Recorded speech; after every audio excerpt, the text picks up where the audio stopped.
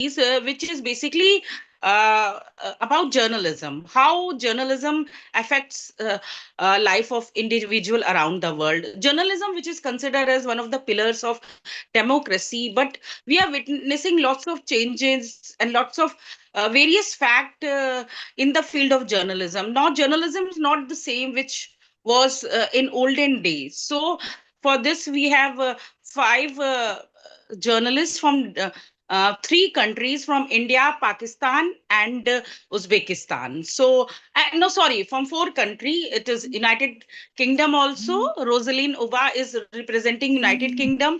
Then Ghazala and Gohar Pirzada, India.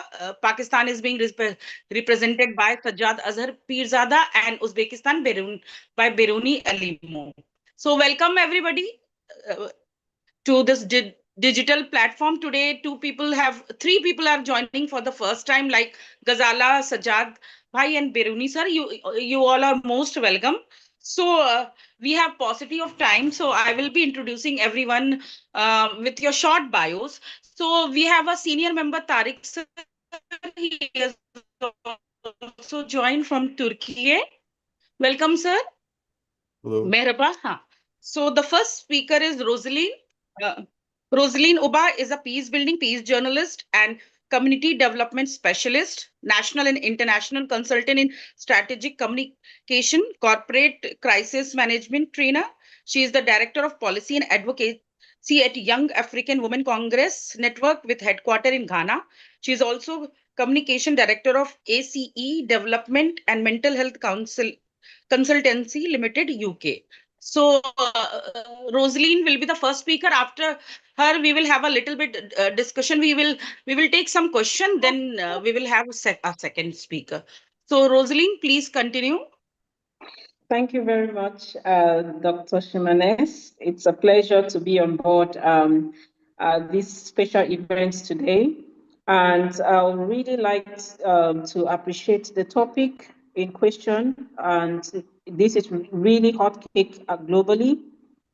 And I would like to look at this particular topic, contemporary journalism in the digital age. I want to look at the digital and the AI age and look at how uh, we either have blended the realities, the embedded narratives, and of course the threat of fake in this particular age. And just to say that I've spent more than 2 decades of my life in media leadership here in the UK and of course in Cameroon. So I'm representing 2 countries and particularly in community media and as a trainer in peace journalism and conflict sensitive reporting. And so over these years, I have witnessed the fascinating, sometimes frightening transformation of journalism. And from the days when community radio was the only voice of the voiceless to this present digital and AI driven world where information flows faster than thought, I have learned that journalism has not only changed in style and speed, but also in its ethical weight and its responsibility to society. So today I want to reflect with you on this particular subject and looking at how real, embedded, or fake, especially within this digital and AI age, while also bringing it home to our Cameroonian context that we can be able to tap something and exchange notes from. And I want to believe that journalism today is a battlefield of narratives. On one side, we have real journalism, the kind rooted in facts, and we also have the other, which is around the facts, where I will state there that there is verification, there is fairness, and there is service to the public. But on the other side, we have embedded journalism, where news coverage becomes intertwined with specific agendas, whether political, corporate, or even military. And somewhere in between, thriving like weeds in fertile ground, lies fake journalism, fabricated content. We also have sensational headlines and manipulated images or outright lies designed not to inform, but to deceive the public or communities. In the past, the boundaries between these were really clear. You could recognize fake news by its lack of credibility, its absence from respected platforms, or its obvious distortions. And algorithm-driven social media, the line between real, embedded, and fake has become dangerously blurred. So now, let's look at the digital and AI age, the opportunities and threats. Artificial intelligence has brought journalism enormous opportunities. AI can help journalists sift through massive amounts of data, identify patterns, fact-check claims at lightning speed, and even translate across languages in real time. This has the potential to strengthen accuracy and widen access. For community, media in particular, these tools can be transformative, enabling local voices in community media to reach global audiences. But the same technology also powers misinformation. AI-generated images and voices can create deep fakes that are indistinguishable, like you cannot really quench them from reality.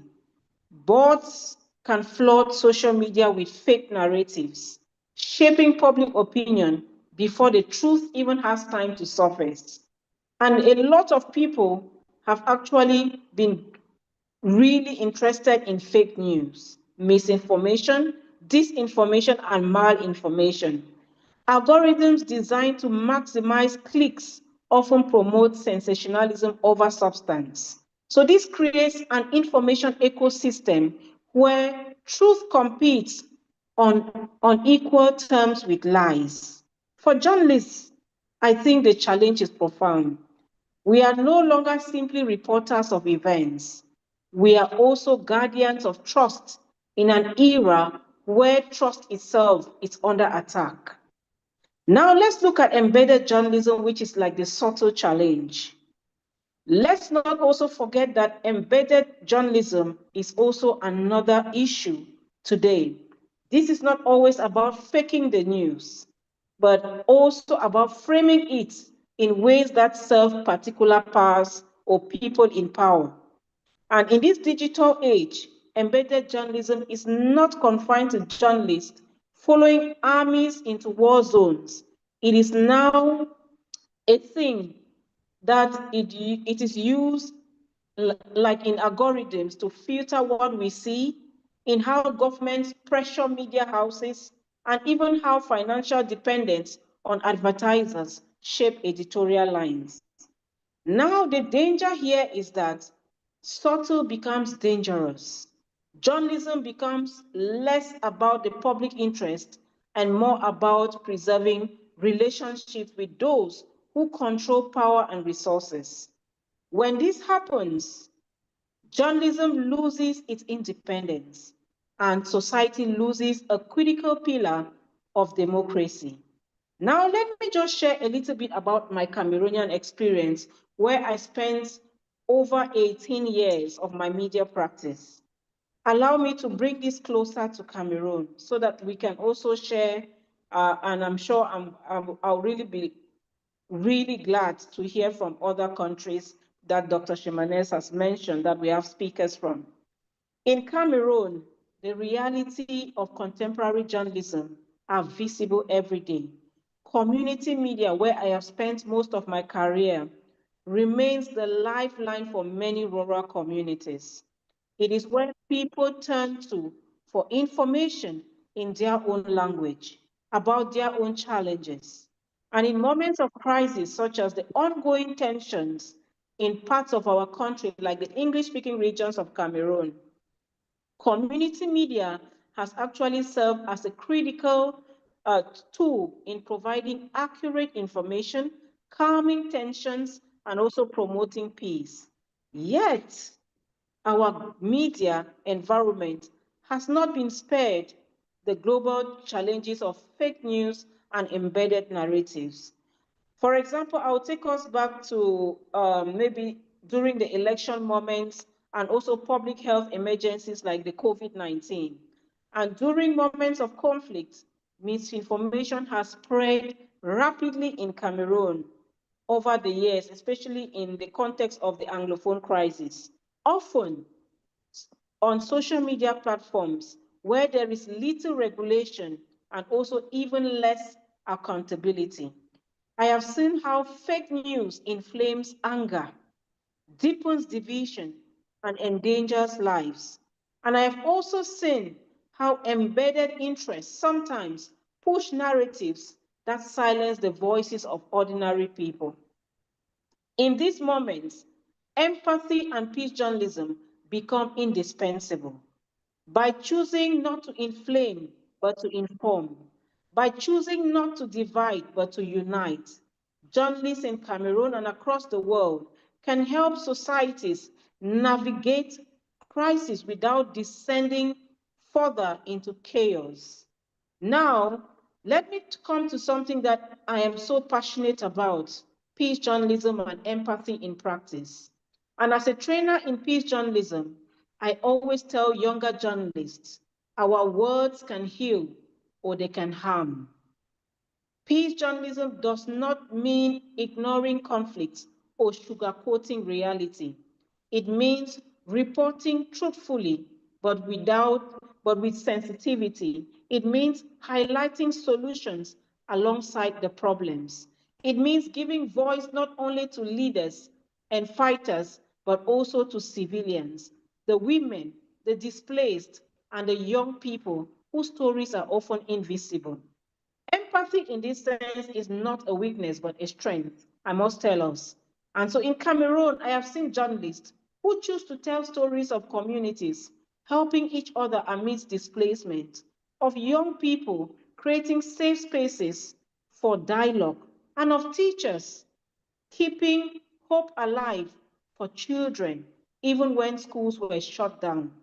These stories counterbalance the flood of negativity and show that even in conflict, humanity persists. In a digital age where bad news spreads fastest, empathy becomes a revolutionary act. Now, as I take leave of you, there is a responsibility ahead of all of us. So where does that leave us? Contemporary journalism in this digital and AI-driven age, which stands at the crossroads. We have tools more powerful than ever before, tools that can expose corruption, connect communities, and equally empower marginalized voices. But those same tools can also be manipulative, deceive, and also destroy us. So the responsibility lies with us as journalists, media executives, and educators to sharpen our ethical compass. We must invest in media literacy so that audiences can distinguish real from fake. So we must train journalists not only in technology, but in values, fairness, empathy, and accountability.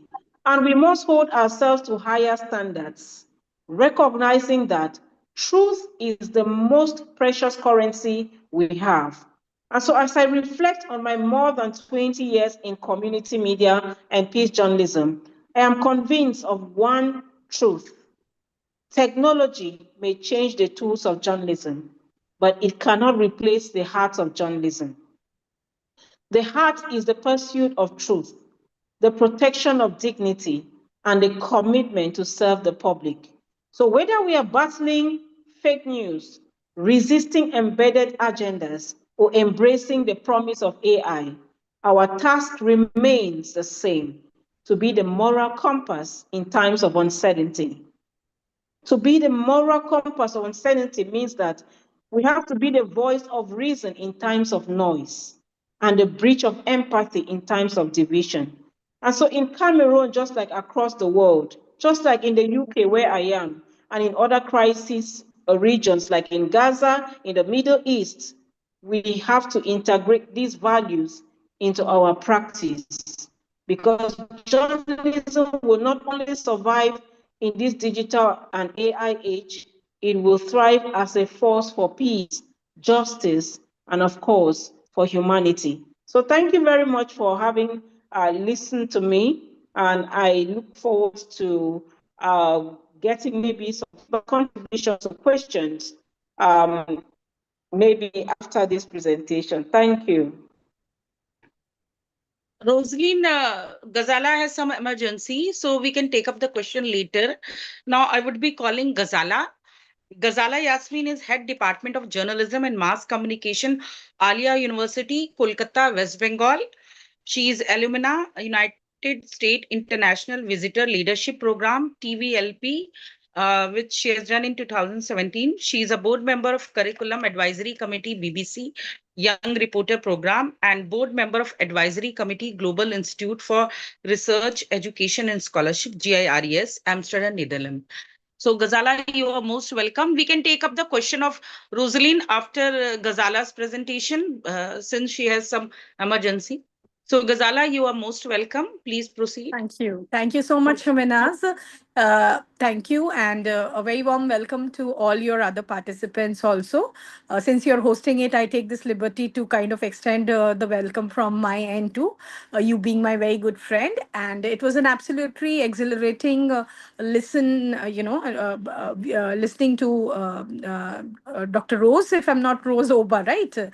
If I'm not mistaken. So I will basically be contextualizing all the issues that Rose has kind of put forward on this platform through the Indian context. Now, as she's rightly pointed out that, and you have also kind of mentioned in Shamina's in your earlier opening speech, that journalism in India has truly gone through a transformation. Of course, it's very rooted in the deep traditions of the Indian democracy, it being the fourth pillar of democracy, and we can trace the very origins of journalism to Mahatma Gandhi, as it said that journalism is all about speaking truth to power. There have been some very, very robust instances of some very powerful journalism and well awarded journalism, and there have been stalwarts like people like Parunjay Guha Thakurta. There are other people like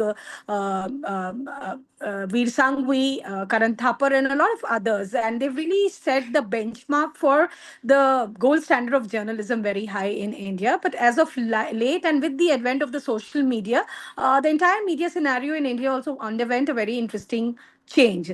Let me make a disclaimer that when we talk about, because I specifically deal with, and my expertise is in the area of detecting and verifying misinformation and disinformation online. It's not that journalism did not cater to sensationalism and, with its yellow and pink kind. It's rooted back to, the Orson Welles film Citizen Kane back in the 1940s, the cult Hollywood movie. So there have been instances of sensational journalism which has tried to kind of set a different kind of narrative and agenda.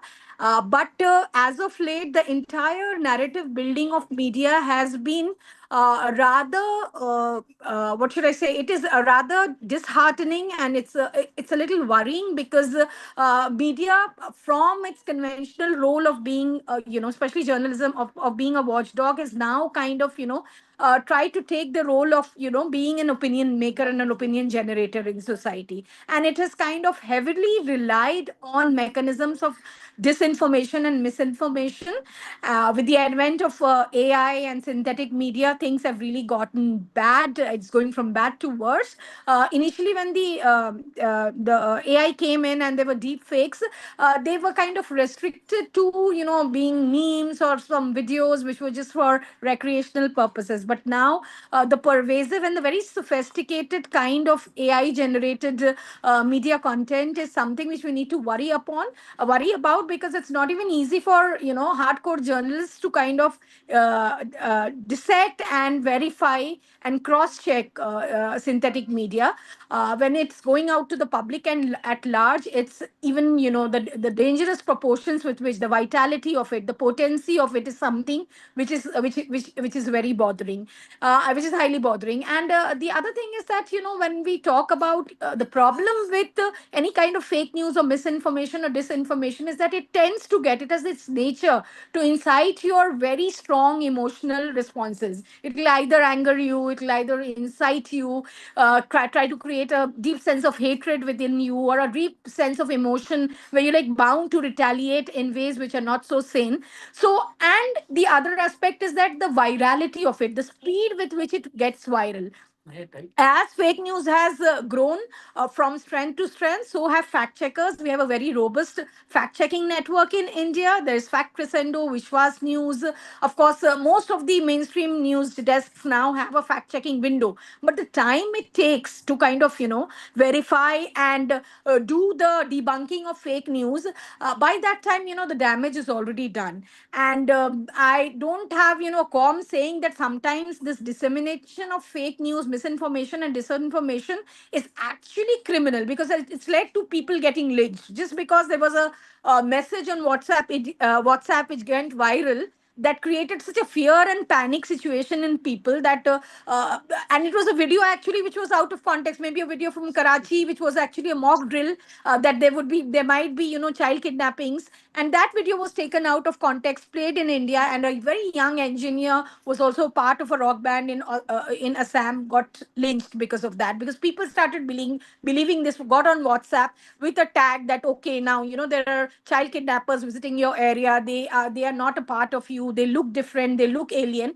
And this created such a panic within people that, this young boy was, young engineer of 23 was lynched and killed. So we really have to be very, very, and with now, the worry is even more, because there is such a great sophistication with which deep fake is being circulated, is being generated, and it's absolutely synthetic. People who have no identity whatsoever, the non-humans, they are kind of, trying to control the business. You have you have speeches by some great personalities, some very big politicians, and words are being put into their mouth, and they're saying things which they have actually never said. So this is a very, very difficult time, and we need to kind of, initially we were bothered about the agenda setting theory and the news framing theory as we discuss it in our media education classes, but from there it has kind of, shifted, the focus has shifted to, this entire generation of synthetic media, which is very alarming. But then, I mean, we totally can't, blame the bull in the China shop. Social media is like a bull in the China shop. So with its share of dangers, it also has some positive. It has created, this space for citizen journalism, mobile. Everybody, we are not just consumers of news and information anymore. We are, what we call this new term which has been developed in the journalistic parlance, which is we are the prosumers, because we are producers and consumers simultaneously. Every time we load something, we share something on WhatsApp, or we are putting a feed on Facebook or Instagram, we are also generating content. So I think with the current generation of digital natives, journalism does have a lot of hope, but it is a territory which is prone to a lot of vulnerability, so it has to be treaded very carefully. So that's my short takeaway, Shaminas. Thank you so much for having me. And I'll be here for a while if there are any questions. Thank you so much. So thank you so much, Ghazala. So now the discussion is open for question. Anybody wish to ask any question from Ghazala is most welcome. Yes, Tariq sir, please go ahead. Tariq bhai, you are muted. Yeah, sorry. Hello. Good evening. Yes, and good morning here in far west. Good evening to you. Yes. First, I'm happy to have listened to both of you. The countries you mentioned, you're talking from, are related to me in the sense that in Cameroon, I took my DNA test a few years ago, and my father's ancestors, distant ancestors, 200,000 years ago, they are from Cameroon. And as for India. yes, as for India, I'll be in your city in early March for my book, poetry book in Bangla. So I Wow, hope that's to meet you wonderful. in person then. That's what I wanted to mention. So I am from the Bengali speaking part of India. I'm from Yes, Bengal. I'm from yes, Kolkata. yes. Kolkata. Yes, I'll be in Yes. Kolkata in the Bengali Wonderful. speaking part in early March. We can have contact info. I'll be happy. Surely. And uh, uh, how is the um, in terms of democratic rights, are journalists under pressure? This question is to both of you. I mean, when you can journalists criticize the government comfortably, or are many journalists in prison or threatened, or do they lose their jobs? Because this is what has been happening in Turkey, unfortunately, under Erdogan. There is practically an Islamo-fascist government in Turkey. So I will be happy to hear your I yes. think Although Rose can go first on this because she yes, was the first please, speaker, and then I can yes, please. contribute my bit. Thank you. All right, thank you very much. It's a good thing to hear you have some connections to Cameroon. Are you getting me, please? Is everyone getting me talk? Pardon? Are you getting me when I speak? Um, Am I? y- I don't know You if yes, are I'm on. audible. Rose, you are audible. yes, you are Okay, okay. audible. So what I want to say is this: your question, this your contribution is really very important. Sorry, in the sense that you find in short, the journalist in Cameroon is the one that has actually is losing it in terms of uh, really having that connection to cover news stories, report on them. We've been having a series of self-censorship because the government has clamped down on what we have to publish as content because they don't want the world to know what is happening, especially in connection to the Anglophone crisis. News media houses have been shut down. Particular hardcore programs that center around hardcore political issues have been actually suspended. I used to host a program titled Hard Talk, where I used to get warring parties to exchange views. Then I get callers, a call-in program where people exchange their views. All these kind of programs have been suspended. And a lot of journalists have gone on exile because the government doesn't want them to speak up. And a lot of them have now moved away from government-owned media, created their blogs where they can be able to speak the truth to it. Now, that's how they are surviving right away. Because if you belong to the government or you even belong to a private owned media, remember the government is in control. So they now take the mandate of having blogs so that they can speak up. So they now go, there are so many of us. Even I am in the UK now because the government doesn't want you to speak out against them. They want you to make up stories against the separatist fighters. And this it becomes a big challenge. And it becomes really tricky because once the journalists report and bring out the ills of the government sees them as spies for separatist fighters. And when separatist fighters commit errors like burning of houses, roasting people alive, when we air out those concerns and report them, the separatist fighters see us as spies for the government. So it leaves journalists on the fence, like they are now a tool in the eyes of those who are fighting over there, and the journalists are suffering. A lot of them have been detained, arrested, and then the worst still, I belong to the trade union in Cameroon of journalists, where we have three of our colleagues that were killed and have been buried, and there are no traces of where they were buried and how they were killed. So we have been protesting every Wednesday for them to show us the grave of the colleagues that they killed. So it's really a danger zone for journalists in Cameroon. Many people have even many journalists have even diverted their career now. Some have gone into business, some have totally left the profession because the government is actually monitoring you online and on the digital media. So it is really, really an unsafe thing to practice journalism now in Cameroon. A lot of us are under attack. So this is the bit I can share. It is really horrible for the situation of journalists in Cameroon. Thank you. Ghazala, are you there? Thank you, Dr. Yes, yeah, Mr. Tariq. So, what a strange coincidence! What a happy coincidence that I too was in your city in June. In your country in June. I was in Istanbul attending a critical Muslim studies conference hosted by the University of Leeds. And I just loved it. And I think Turkey is one place which you cannot, get over with. It's so overwhelmingly beautiful. So, congratulations to you on that.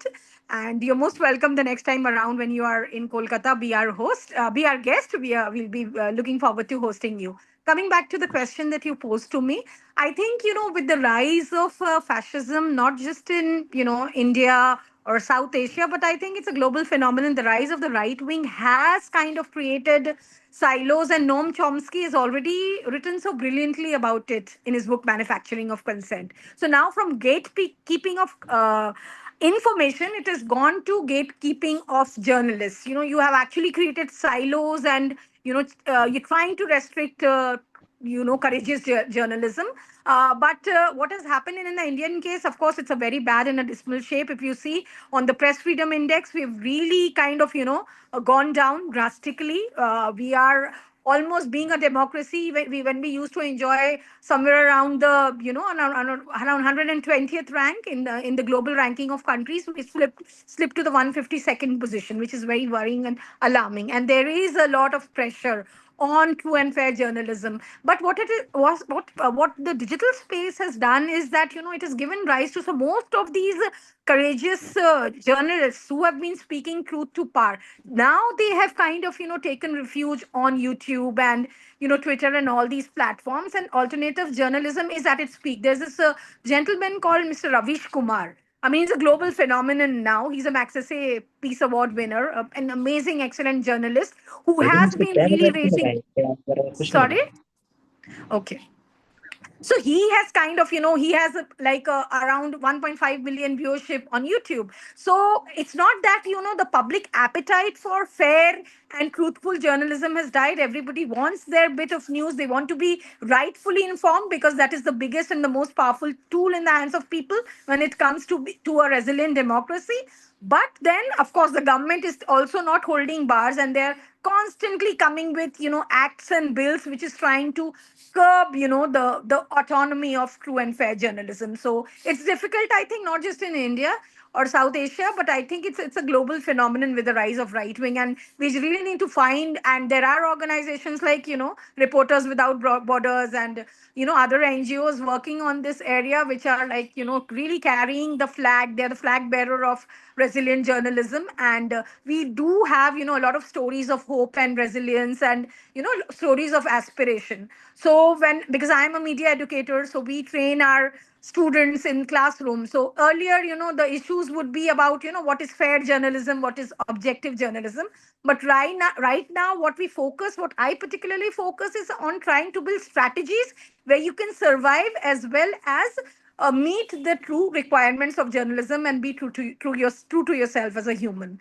So that, I think, resonates across all boundaries, and it's the same for all of us. Thank you so much. Sir, if I'm not wrong, Turkey is the country which has maximum number of journalists in the prison. Ghazala, you must be aware of this. Sir, in your country. Yeah, Is he around? are you asking me? Yes. Sorry? Yes. Yes. That Turkey is a country which has maximum number of journalists in the prison. Means your government has arrested most of the journalists, maximum number of journalists. Yeah, I agree. Probably it is so, and many journalists are in exile, and as our colleagues have mentioned, many are now YouTubers.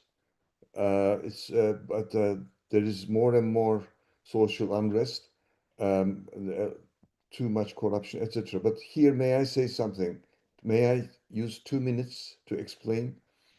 Maybe you already know the things I will say, but Erdogan was chosen by the United States in harmony with their strategy of uh, taking Turkey from a relatively close connection with the West to moving Turkey, becoming a Middle Eastern country, so that Turkey will be a second country after Israel that will be close or do, um, you know, an ally, as an ally. And uh, thanks to Atatürk, most of you have heard his name. We owe a lot to Atatürk for his secular republic, gender equality, science and arts, etc., etc. But the United States does not like secularism. Because secular society, people criticize. People are not um, prisoners of the dogma. And this Erdogan wants to revive the Ottoman Empire, and he has this illusion, and some of his supporters have that illusion. And so the United States has been using that illusion to manipulate Erdogan. And Erdogan verbally criticizes Israel, but everything is going on in terms of financial cooperation, economic cooperation with Israel. He's just a showman. And he says something today and he does something else tomorrow. This is the worst time. You know that about 100 years ago, Turkey was invaded by some Western powers. For the past 100 years, this is the worst time. After the invasion 100 years ago, we are going through the worst time. Thank you so much.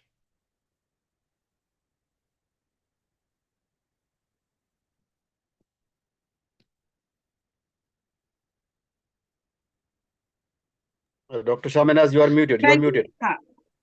Yes, thank you. Thank you, Tariq sir, for your valuable insight. Sir, I have seen lots of Turkish people feeling scared to speak against the government on social media or online in online event. You are saying this openly against. Um, is the reason behind is, are you living in West? The reason behind is that because you are living in West, you are openly criticizing your government, or is still there are scope or space for people to criticize government in Turkey also? Well, even when I'm in Turkey, I am with my daughter um, in the States now with my grandchildren in summer and in winter. In autumn and spring, my wife and we are usually in Turkey. And the thing is, I do not, do not write these in press, but on my face and on the international arena, I speak freely. With you, I speak freely, and I try to. Was the situation same if you were in Turkey? I will be speaking like this, yeah, Because because people like Mushine Arda ma'am and others, they feel scared, hesitant to speak on online platforms. well, an, this is an international platform right now in English, so I'm comfortable. Okay, so problem is the with the native language. So, sir, I think we should proceed with the third speaker, and he's from Uzbekistan, Oh, Beruni S. Alimov. Beruni S. Alimov is a journalist from Tashkent, Uzbekistan. He has obtained diploma in journalism from Indian Institute of Mass Communication, IIMC, New Delhi, India, and another degree TOT from United Kingdom and PhD from Tashkent. He has done internship from Texas and Ontario, United States of America, and has worked in countries like Uzbekistan, USA, UK, Japan, Sweden, Russia, India, UAE, Kazakhstan, Turkmenistan, Kyrgyzstan, and Tajikistan. Sir, you have lots of experience of many countries, so we all would like to hear from you. Beruni sir, please unmute yourself. You're muted.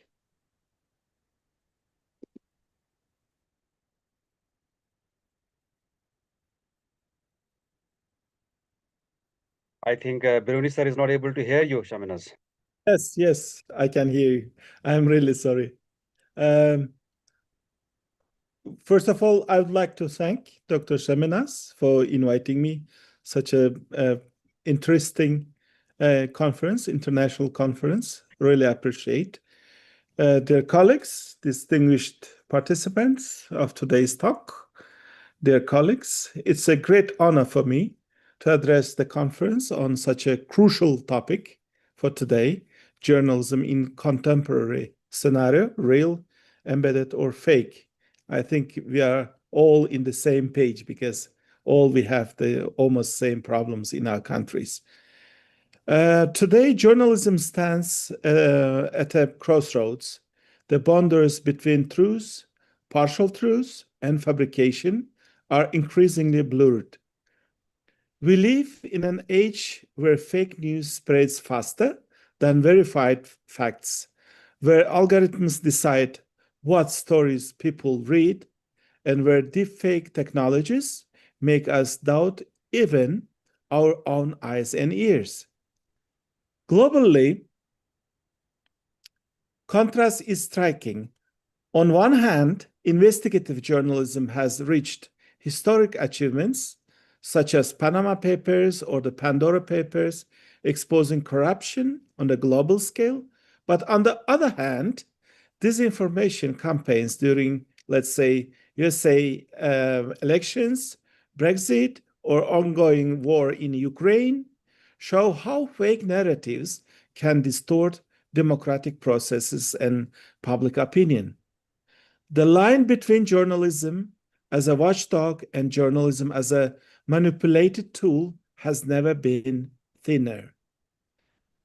Nationally, in Uzbekistan, we are also facing these challenges. Over past years, our media landscape has become more open, diverse, and digitalized. But with this freedom comes risk. Telegram channels, YouTube bloggers, and viral content often overshadow traditional journalism, sometimes without any accountability. As the author of the recent monograph, Jurnalistikada Suni Intellect, in Uzbek, in English it will be Artificial Intelligence in Journalism, I have explored how AI can both support fact-checking and content creation, but at the same time create synthetic disinformation at scale. From research to practice, I would like to share one initiative close to my heart. As a director of New Media Education Center, NGO, based in Tashkent, Uzbekistan, I have launched a nationwide campaign recently. It's called Caravan of Media Literacy. This project brings together journalists, bloggers, students, and professors, and also ordinary citizens across Uzbekistan. Through trainings and workshops, we help people distinguish fact from fiction, truth from propaganda.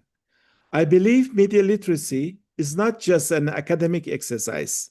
It's a survival skill in today's information age. Another issue we cannot ignore is embedded journalism. From the Iraq War to today's Ukraine conflict, embedding reporters with military units has raised serious ethical questions. While it provides access and safety, it risks undermining independence and objectivity. The lesson here is very simple. Without distance, journalism loses its credibility. And of course, the rise of artificial intelligence is a double-edged sword. News agencies like Associated Press or Reuters already use algorithms to generate and distribute stories. At the same time, the very same AI is used to produce deepfakes and synthetic propaganda. The challenge for us is not to reject technology, but to set ethical standards and preserve transparency. At the same time, Uzbekistan has shown strong potential to become a regional leader in Central Asia in promoting media literacy and responsible journalism. With ongoing reforms and activities from civil society, the country has an opportunity to set up a valuable example for other nations in Central Asian region. In conclusion, journalism today is engaged in a three-way struggle to remain real while avoiding the traps of embedded bias and resisting the flood of fake. The solution lies in three pillars. The first, global collaboration. The second, ethical responsibility. And the third one is local initiatives, such as media literacy campaigns, what we are doing now. At the end of my short speech, I would like to mention that we must remember, if journalism loses the fight for truth, society loses its trust. And without this trust, democracy itself is at risk. Thank you very much. Thank you so much, sir, for your valuable speech. Now the forum is open for discussion. If anybody wish to ask question from Beruni Alimov, sir, is most welcome.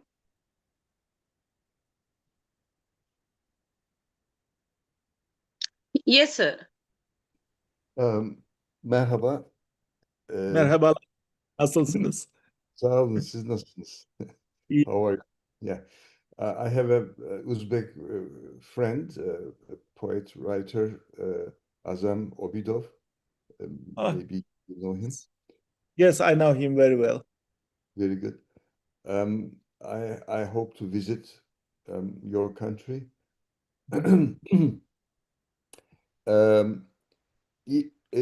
What is the situation of the Turkic alphabet versus the Cyrillic alphabet in your country now?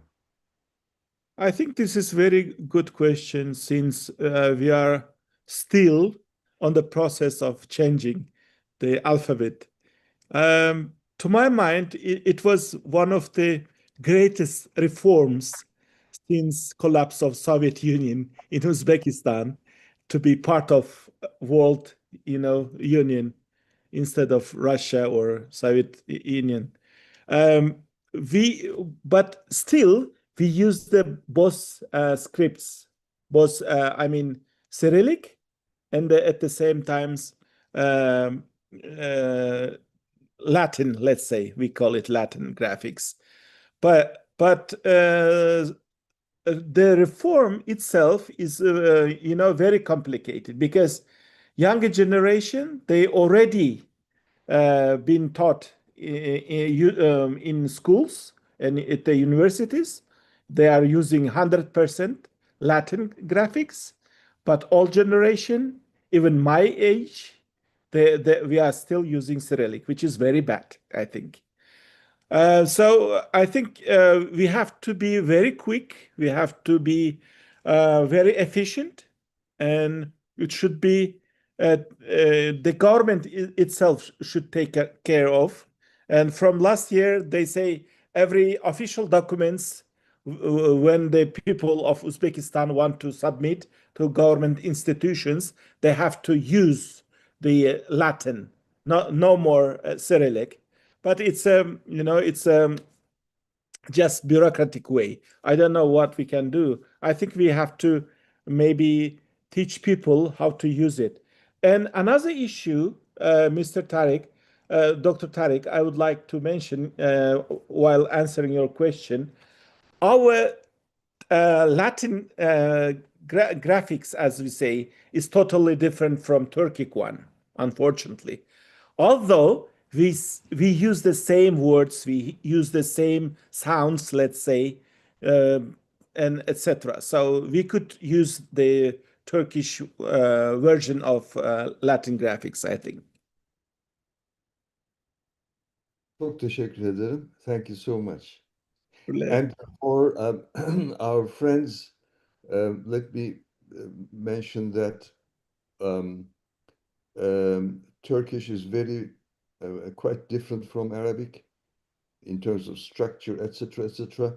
So although during the Ottoman times a Persian influence and Arabic script was used, it was not easy for the Turkish language, and all the Turkic languages we are you know, maybe dialects of the same language.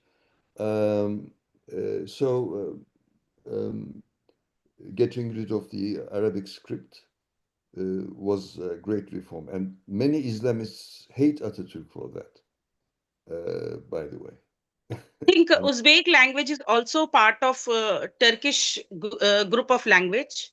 Yeah, And even Uzbekistan is considered as a Turkic country, one of the Turkic country. That's right. You know what? Yes, go ahead. Well, Kazakhstan, Turkmenistan, Uzbekistan, Kyrgyzstan, Turkey, even Hungary. Azerbaijan also, sir. Azerbaijan. Azerbaijan, yeah. Yeah, politically, we have already established Turkic-speaking countries union, which was something new on political level. But there are a lot of nationalities who are living in Russia, let's say, starting from Tatarstan, Bashkiria, and other parts until the end of the world, you know. So many Turkic-speaking nationalities. But the one fact, 100 years ago, the original Turkic was very close to Uzbek Turkish and Turkish Turkish because of different language or political influences. Our languages are very divided now because of Russian influence to Uzbek language and other factors. We are totally different, but still we can understand each other with Dr. Tariq without translator. Tajik, I think Tajik is part of Persian group of language. Tajik. Yes, true. That's right. Yes. Beruni sir, you have told about your organization, Caravan of Media Literacy. Is it limited, confined to Uzbekistan only, or people of other part of the world, like we can also join it? You know, we started it in the editorial offices. We visit 10 offices in Uzbekistan. We gave trainings, workshops. And second part, that will be, how to say, more broader. We can, how to say, distribute our T-shirts and etc.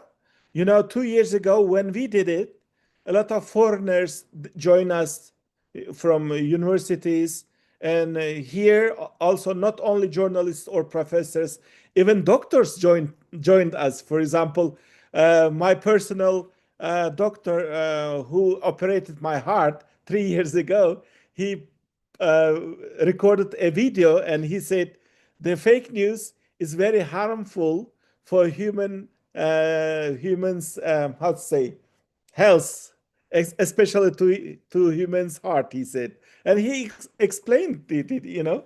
So everybody can join the project. I think that will be awesome if some colleagues from even Karma today's... is the name Karma? Sir, Beruni sir, is the name of your organization Karma? Karma. No. My organization's name is New Media Education Center. It's a non-government, it's an NGO officially registered in at the Minister of Justice of Uzbekistan. The project itself called Caravan of Media Literacy. And it's Karwa. for 2 Karwa is a common name. I think it is of Urdu also. If it is you Karwa. understand. Journey. Yeah, Journey. yeah. Karwa means Yes, journey journey. in Uzbek also. Yeah, Okay. so our caravan can easily move to India, to Turkey, to Ghana, to Britain, to everywhere, you know. So can we go on with the fourth speaker now? Sajjad Azhar Pirzada. Sajjad Azhar Pirzada is a senior journalist from Lahore, Pakistan. He has been associated with many news channel and newspaper in Pakistan. He is also associated with many India-Pakistan friendship and peace group. Sajjad bhai, you are most welcome. Sajjad bhai, mute yourself. Unmute. You are muted.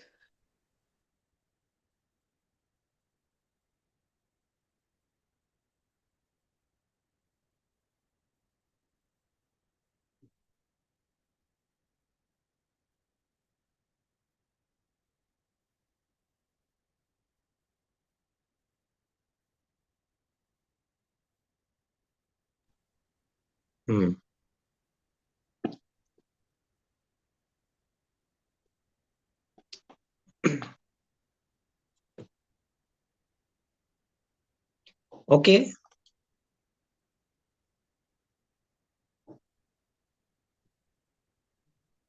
Yes.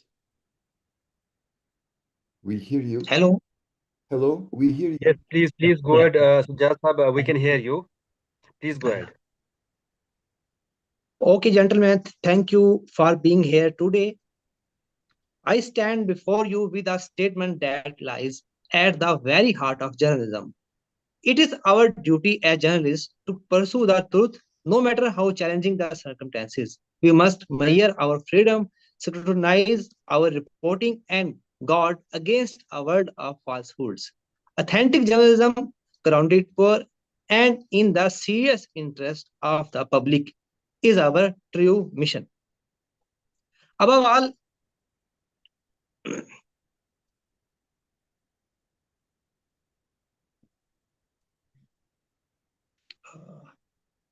freedom is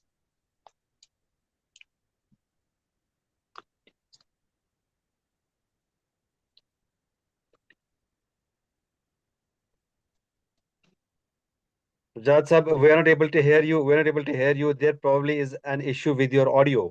Can you please rectify it? yes. Hello, are you listening me? Yes, we can hear. Yes, we can hear you now.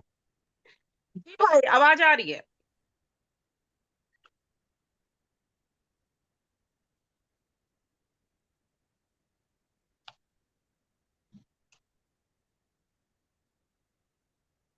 Are you listening me?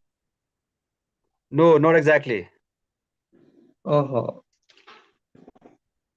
There probably is an issue with yes. the network or your audio. In our world, I think audio. overflowing with myths, it's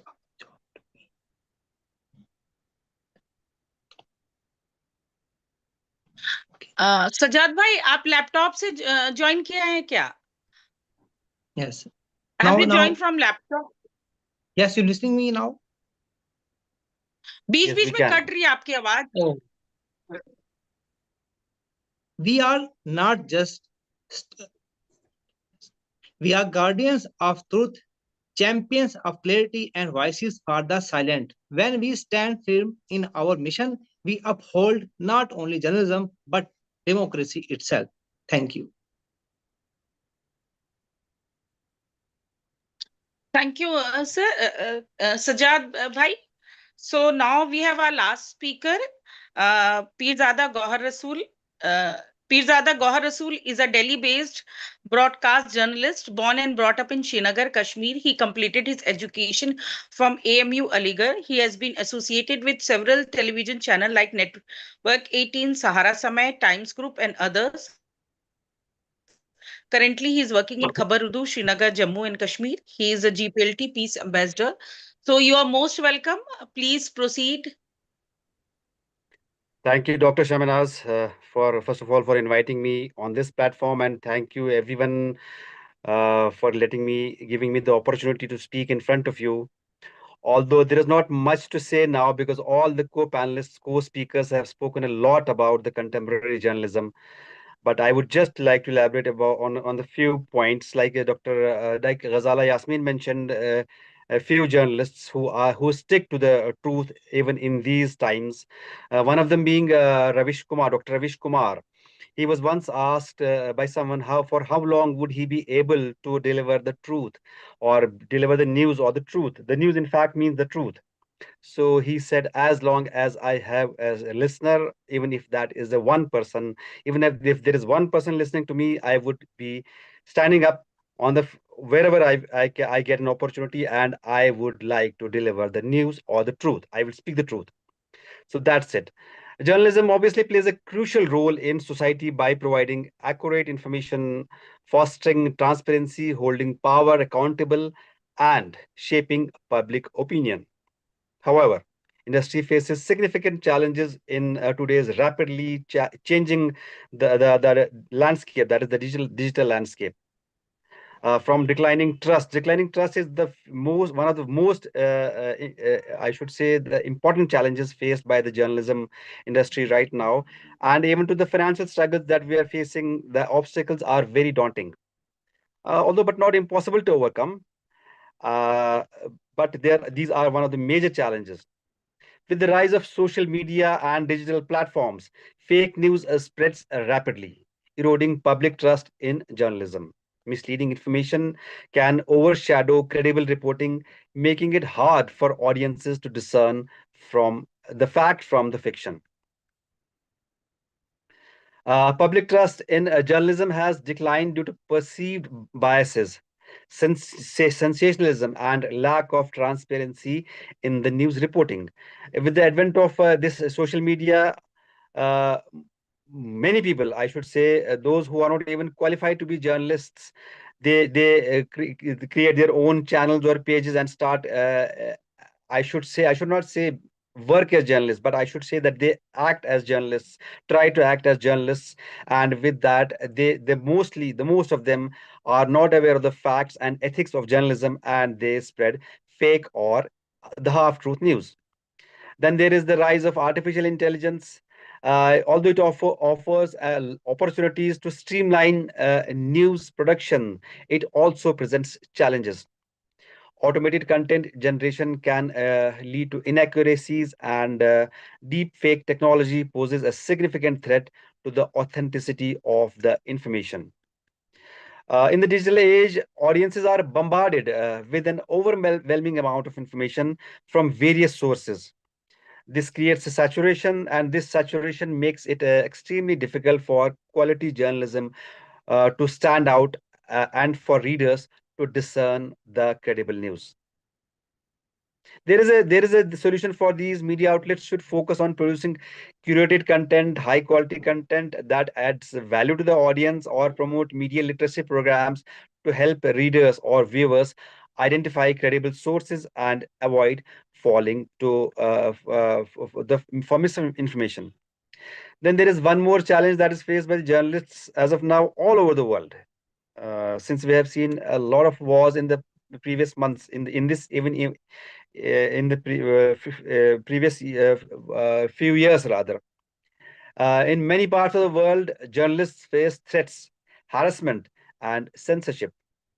Governments, corporations, and other powerful entities often suppress stories that are critical of them, undermining the press freedom. The shift from traditional print to digital media has changed how news is consumed. The short attention spans, the demand for multimedia content and the dominance of social media have forced journalists to adopt to new formats and platforms. Journalism is an oft-repeated word, and rightfully said. Well, we think of the world minus the journalists, and many people are of the opinion, most of the people are of the opinion that there are chances that many things would actually come to a standstill minus the journalists. While we're all aware of the fake news, the post-truth, the half-truth, or the paid news, and other such evils, it is also a reality that democracy would cease to exist without an active press. It could truly be argued that journalism is the lifeblood or the lifeline of democracy. Over the past couple of decades, though, journalism and journalists have been facing existential crisis, the crisis of establishing credibility and credence, the corporate bondage of editorial content, and the dominance of business interests over the interests of enlightenment and empowerment have practically decimated people's confidence, rather, I should say, on free and fair journalism. Here in India and the rest of the world, there is an urgent necessity to redraw the contours of what constitutes journalism. This process would require a substantial amount of expertise and innovation. Before discussing any further, let us understand as to what the major issues are. I wish to reiterate, again say the major issues that are affecting the world of news, and that is globally. The fake news, the word per se is an oxymoron. It's the word itself means fake. A piece of news can't be fake, and information that is fake can't be classified as news. It meant any cooked or incorrect news, either intentional or unintentional. Fake news again can be classified into misinformation, disinformation, or malinformation. While misinformation is unintentional, the disinformation is intentional, and malinformation, on the other hand, although being true, is created to cause harm. The popularization of social media has been one of the reasons for the growing significance of fake news as a whole. However, the mainstream media organizations have also goofed up on multiple occasions, thereby reducing the trust of the audience on their channels or the news. Then there comes the post-truth. Post-truth is an interesting phenomenon, which is more dangerous than fake news. It in fact is more dangerous. Post-truth creates a situation in which belief systems and emotions become more important than objective facts. In such a scenario, it is difficult to ascertain the difference between news and propaganda. In the quest for increasing popularity, multiple news organizations from across the world have played to their galleries and contributed to post-truth. Needless to say that this also had a disastrous impact on news credibility. Probably the biggest evil in the world of journalism is paid news. It's a practice where journalists or news organizations accept payments in cash or kind, whatever, to either provide positive or negative coverage to an issue, a person, or any organization for that matter. As bizarre as it may sound, paid news has almost assumed gigantic proportions in India. It kills the very essence of journalism and reduces news to propaganda and falsehood. In fact, renowned scribes like Paranjoy Guha Thakurta and K. Srinivas Reddy did a seminal study on how paid news is becoming an encompassing phenomenon in India. Then there is the absence of a viable revenue model for the news. News primarily depends on advertisements or sponsors for its survival. Thus, there exists an unholy domination of marketing content on editorial content across most of the organizations, and the dependence of news on advertisements has had a terrible impact on the objectivity and neutrality factors of journalism. Although crowdfunding and donations have been experimented with in terms of an alternative revenue model, the results have been so far, they have been very far from being satisfactory. In the clamor for organizational growth and increased revenues, journalism has ceased to be a social service, which at one time it was considered as one of the part, an important part of a social service. However, it has now been, in addition to being a profession, it was considered as social service. However, is it all now? It is all considered as bleak. While it seems so from the above discourse, the situation is definitely not beyond repair. There is a need to have a fresh relook at the profession and devise ways to reclaim the position of journalism as the pillar of an accountable nation. And as it is, the aspiring and younger journalists can play the biggest role in this desired transformation. Thank you so much. I hope I was clear. Yes. Thank you so much. My question for you, that in oldest days, journalism was very simple. Anchor were very simple. But in the current times, in the field of journalism, there is so much of drama and glamour. So anchor doing lots of such kinds of activities. So do you think that it helps in the increase of viewership? That is why there is sensationalism in the news. If it didn't help, why would news channels go with that? Of course it does. Whosoever is the viewer, but the majority of chunk of viewers are addicted to the sensationalism and the drama that is portrayed on the news channels. Initially, it was a plain kind of this thing where a bulletin kind. If we talk of broadcast journalism, it was very simple and plain, where only the truth and the news was delivered.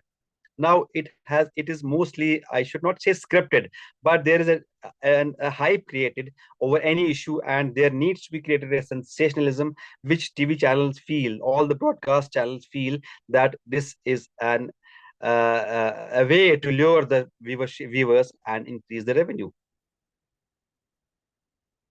Now, am I right, only Tariq sir? Tariq sir? Am I right, Tariq sir? I didn't hear the last sentence, sorry. The sensationalism created on the TV is mostly that is created deliberately to increase the viewership. Yes, I agree with you. And Sir, mostly in South Asia and mainly in India, and news anchor do these lots of such kinds of activities. If you are watching, Tariq sir, do you watch Indian news channel? If you are watching Indian news channel, you must have witnessed lots of these kinds of activities. I try to follow what's going on in the world, depending on the unofficial channels that can be trusted. I try to find trustworthy, channels rather than pro-government channels. So, and Okay. So now only two speakers are left. Two speakers are there. So my question is for both of you, Beruni sir also and Gohab sir, for you also, that don't you see there is a rise of women journalism in many countries, in India, in Uzbekistan, lots of women journalists, women are also joining the field of journalism. Beruni sir, I have seen lots of female journalists in Uzbekistan also. I have visited Uzbekistan twice. Last year in Lazgi festival, I've seen lots and lots of female journalists. So don't you both think that there is a rise of females in the field of journalism?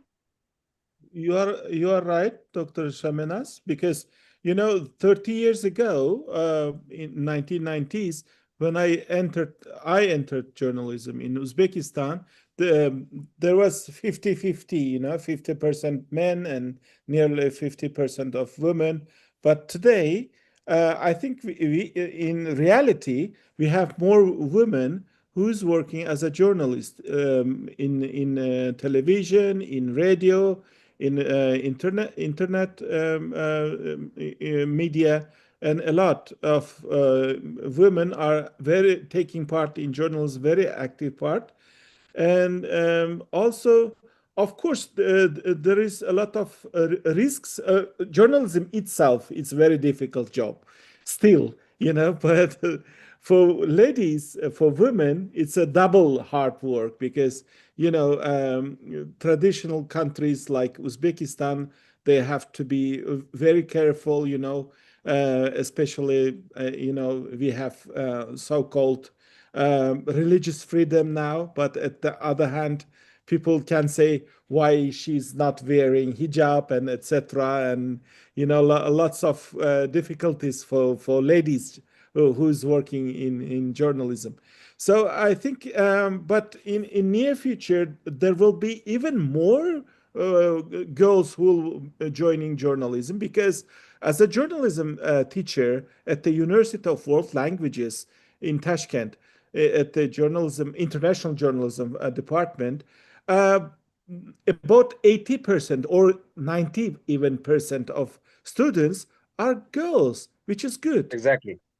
With women, we will become more strong and more beautiful, of course, because journalism should be how to say, it's there is only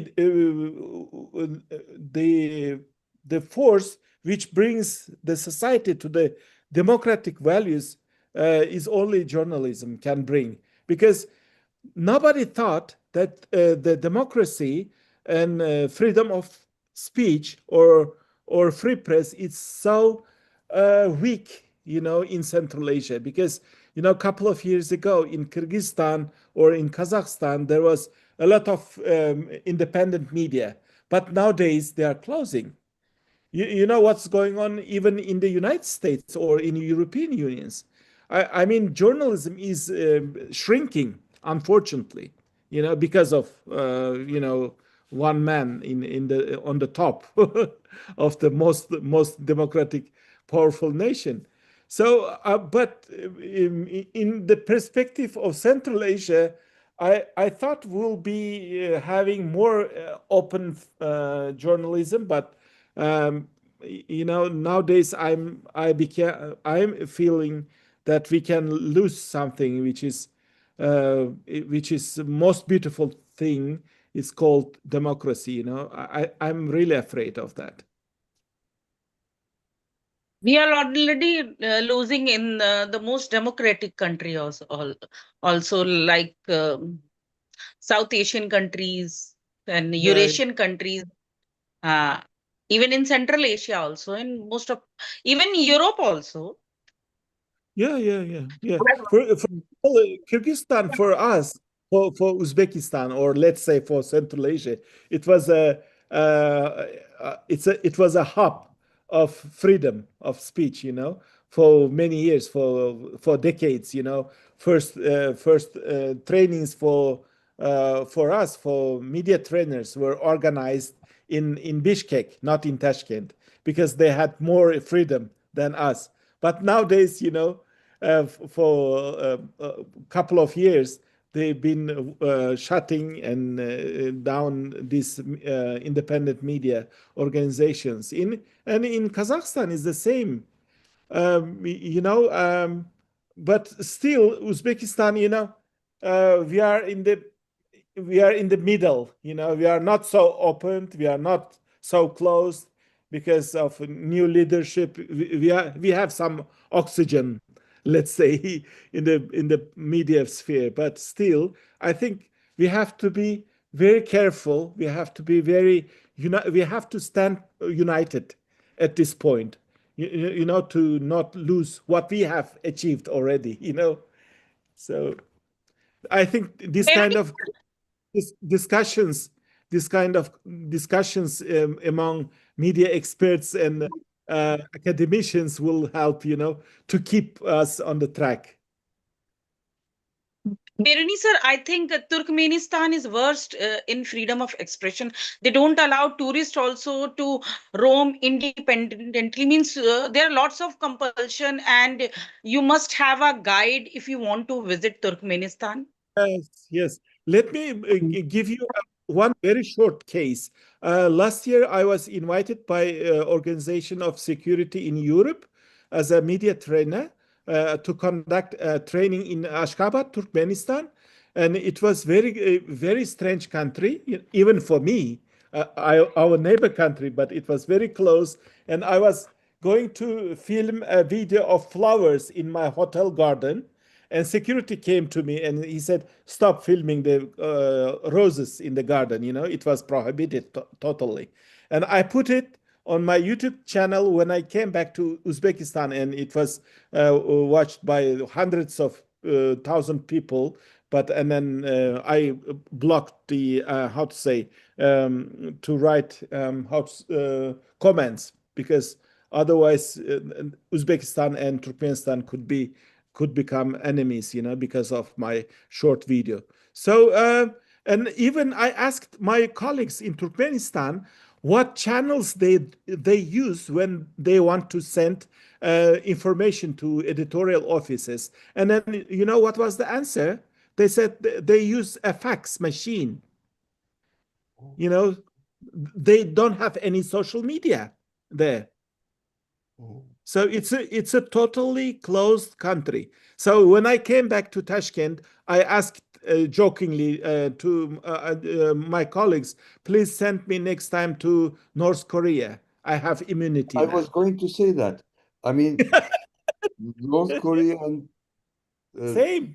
Korea is worse, I think, but Yeah. still, Turkmenistan is terrible, and It is I'm terrible. shocked. I First knew of about all, it, but I didn't yeah, know to the yeah, we didn't have direct flight. I went to Istanbul for 5 hours and then going back again to Central Asia to Ashgabat, 5 hours at the airport, 5 hours. It was, Yes, Birender, I've seen lots of videos about Ashgabat, the capital of Turkmenistan. It is such a beautiful place and very beautiful. I mean, all the buildings are, I think, in white colored.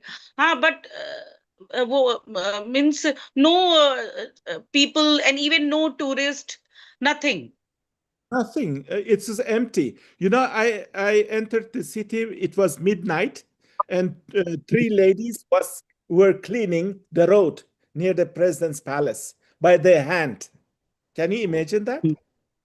I was shocked. In the restaurants, you cannot order vodka. For example, if I drink vodka, I cannot order vodka or anything like that. It's a very strange country. Very, very strange. horrible. Sir, one thing more I want to ask from you. I have visited Uzbekistan twice in October 2023 and April 2024. I've stayed both my visit for a week, but I did not hear anybody discussing or speaking about anything political. Nobody speaks about politics. Nobody discusses politics.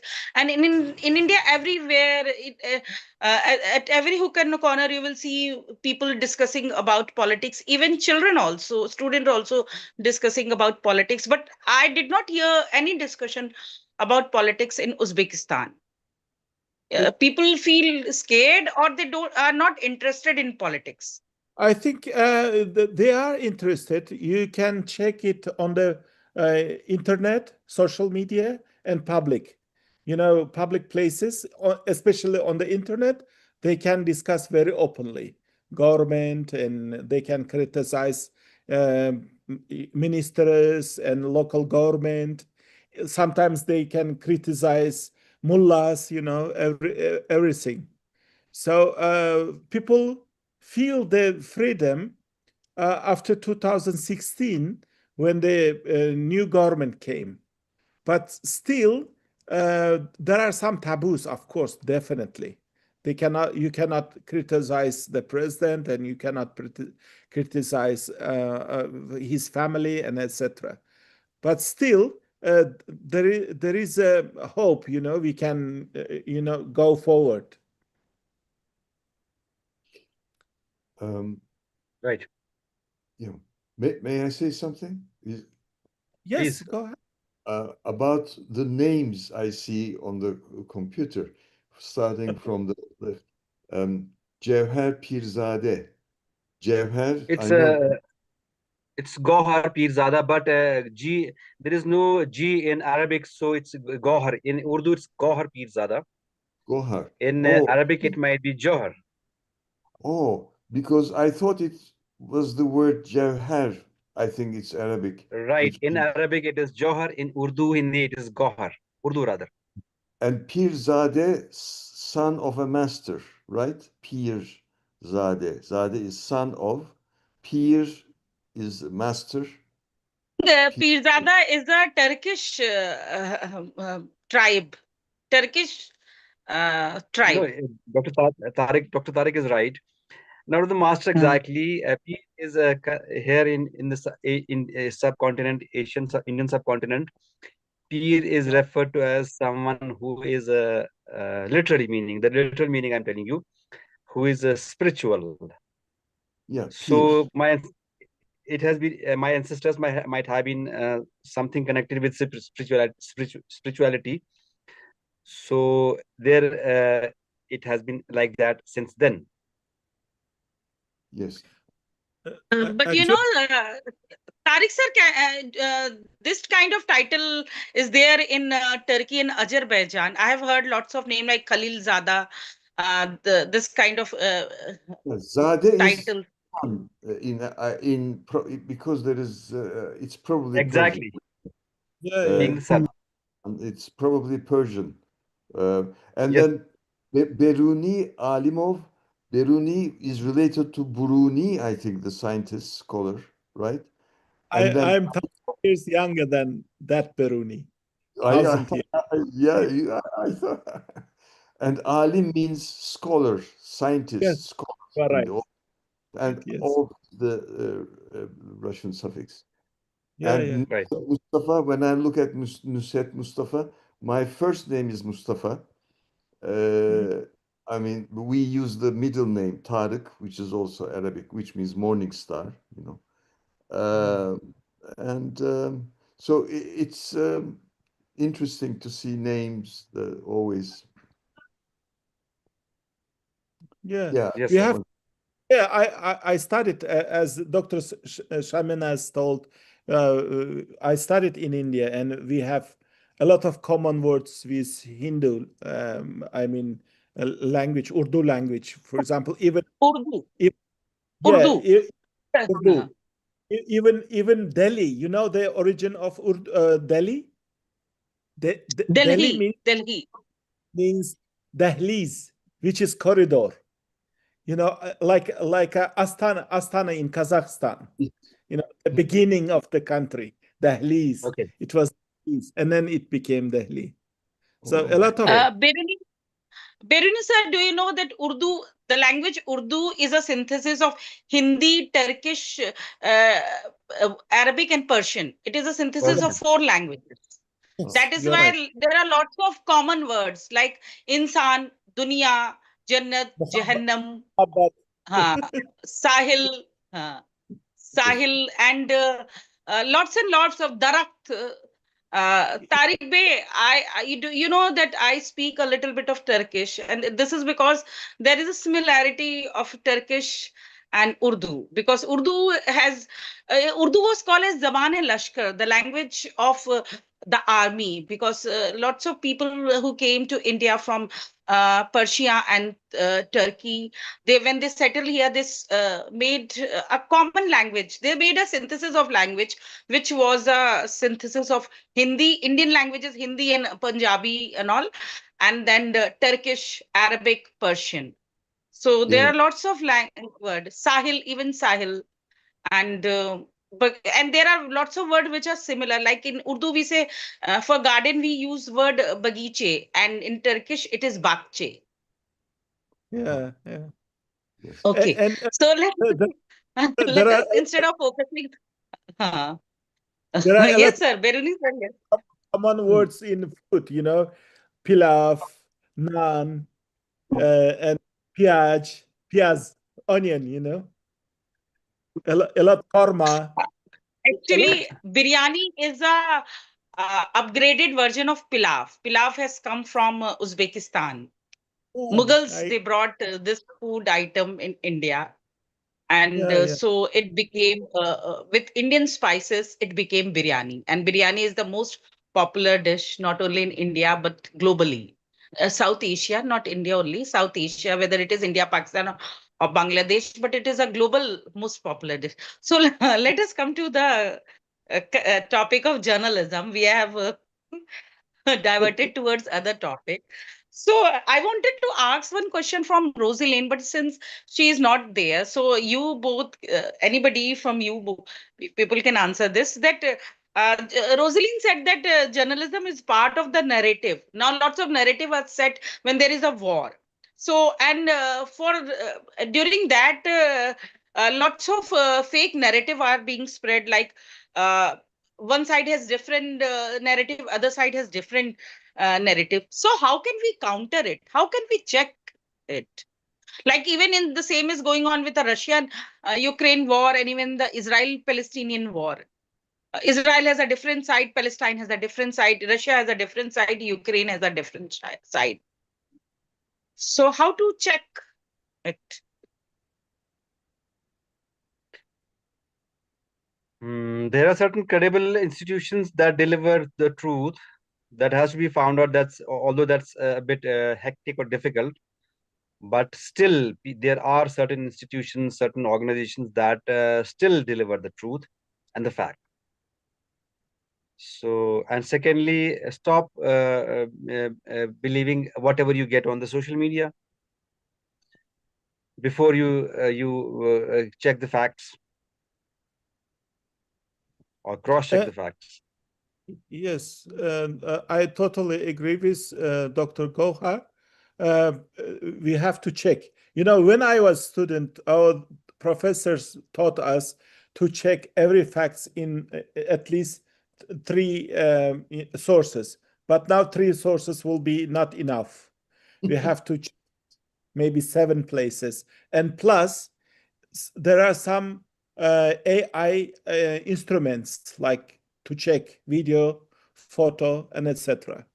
So I think we have to use these all instruments online also. And there are even certain fact-checking websites and that help us do the same.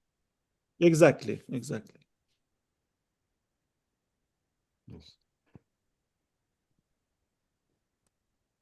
We have some So, of the GPLT. Yes, sir.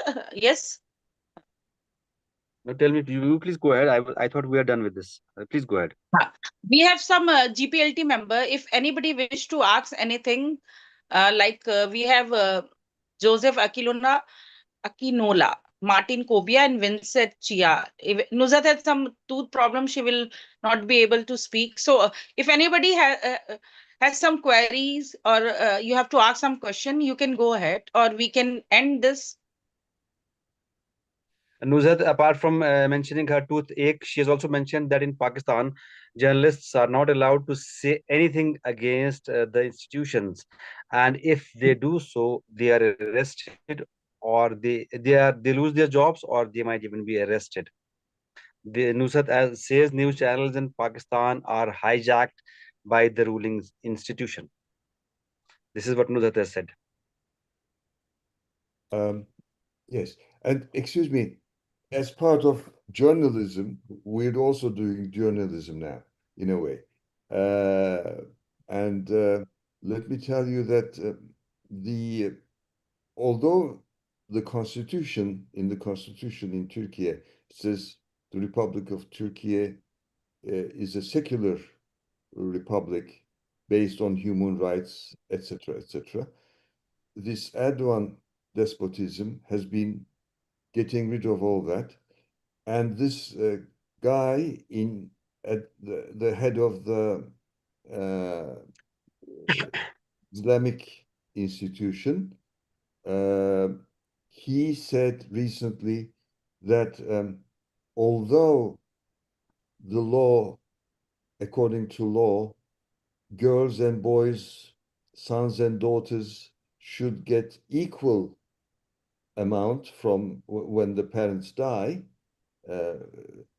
In Islam, girls should get less, and that's what God ordered. And now in Turkey, in eastern parts or more conservative parts, some families have problems because despite the law, the families are oppressing the children or the youngsters. You know, you are a girl, you should have less, etc. This is alarm. This is horrible, and um, Erdogan has supported Al Qaeda, etc., etc. And there are 200,000. This is an estimate number. 200,000 people who have this mentality of Al Qaeda, etc., and most of them are armed. So we are in a growing danger here in Turkey. I think the part which is Karadeniz, Black Sea, Mhm. that is more conservative. Kara means black and Deniz means sea. Yeah, that part is more conservative. And Central East a little bit, certain parts. Yeah, as you said, you know, especially Eastern Black Sea and Central Eastern part. They are less, uh, where there is tourism, there is hope. Where there is no tourism, conservatism is dominant because people are not used to different people. So I'm in favor of spreading tourism, international sports, etc. In addition to, of course, yeah, we know that. And this is a wonderful Okay. platform. Thank you. My friend Smita has left due to internet issue, but she has given her compliment to all the speaker. She has heard Ghazala and Rosaline, and then she has watched the remaining part on YouTube live. So, Tariq sir, today Nikki is not there. You are the senior most member of Global Peace Let's Talk.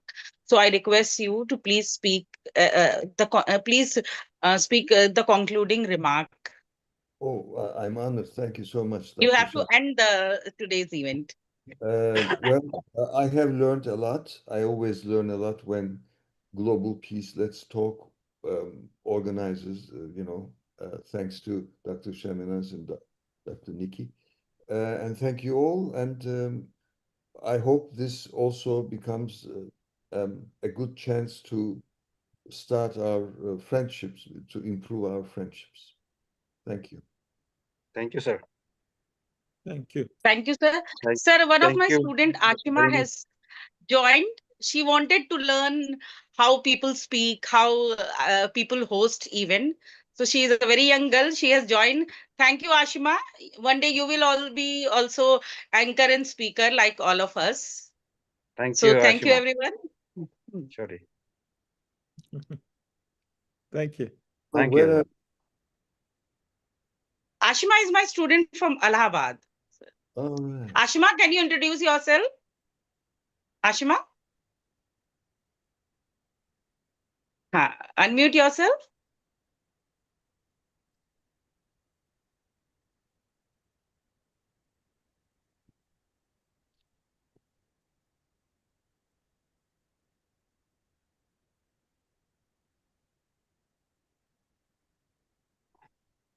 I think she's feeling shy, so she probably left the show.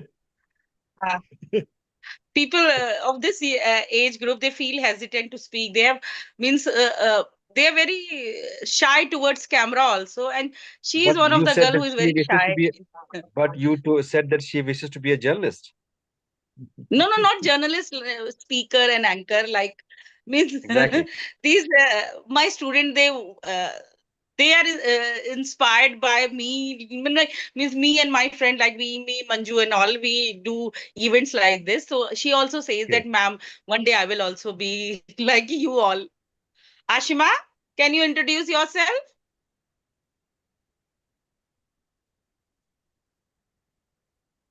And Vincent Chia in USA.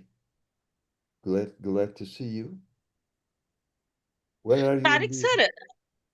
Tariq sir, someday I want to hold a discussion about women in Turkey. problem, and Mushini ma'am will not join because we had some differences na.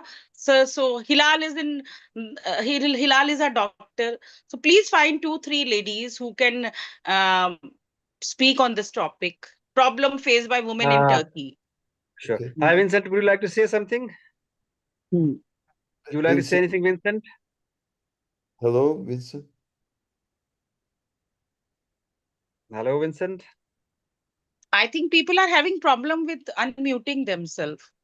Let me. Okay, here he comes. Here you go. I learned a lot today. Very interesting. It was really an eye opener. Great. Really learned a lot. Though I logged in a bit late. Thank you very, very much. Thank you, Vincent. Thank you. Yeah. Beruni sir, inshallah, someday we'll visit your university. Yes, you should. You should. Uh, Everyone. I'd be happy to do a few seminars there. You know, Yeah. God, sir, he Well, is head of journalism department of, sir, which university? You belong to which university? It's called Uzbek State World Languages University, Journalism Department.